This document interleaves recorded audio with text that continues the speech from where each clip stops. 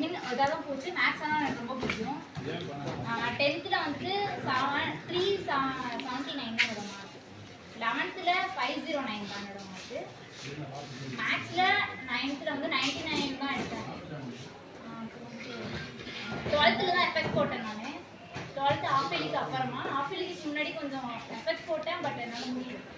அதுக்கப்புறமா எஃபெக்ட் போட்டு என்னோட ஸ்டாஃப் எனக்கு ஹெல்ப் பண்ணாங்க, பேரண்ட்ஸ் ஃப்ரெண்ட்ஸ் எல்லாருமே ஹெல்ப் பண்ணாங்க. ஆனால் எல்லாரும் ஹெல்ப் பண்ணும்போது நம்மளோட எஃபெக்டாக அதிகமாக இருக்கும்.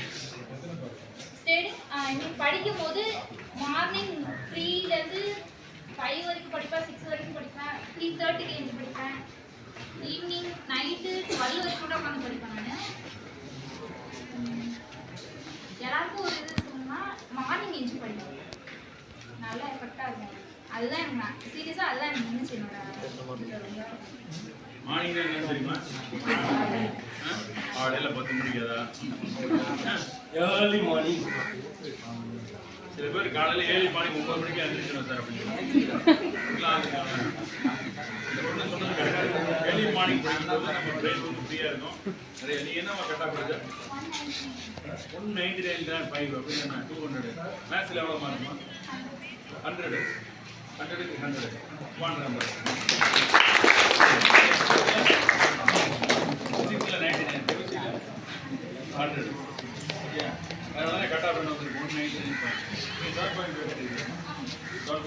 நான் சொன்ன காலையில் 7.5 கேட்டகரி அவங்களுக்கு எந்த ஊர் பண்ணீங்க? அரூர்ன்றது இப்போ நீங்கள் கோயம்புத்தூரில் நல்லா நல்லா கேட்குறாங்க. அரூர்ன்றது ரொம்ப தருமபுரி பக்கத்தில்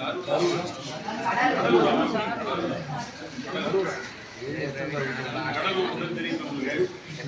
கடலோர மாவட்டம் நிறைய பேர் அந்த கடலூர் எவ்வளோ பேர் பாருங்க இல்லை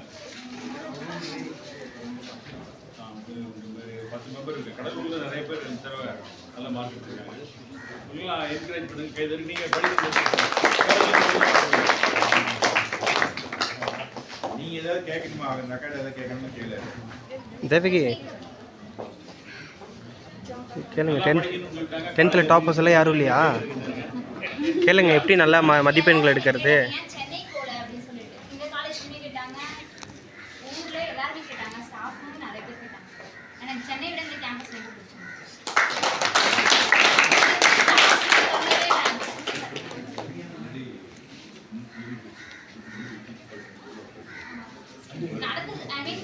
தமிழ் மீடியத்துலேருந்து வந்துட்டு இங்கே படிக்கிறதுக்கு கொஞ்சம் இதாக இருக்கலாம், எதுவுமே நினைக்கவே நினைக்கிறேன்.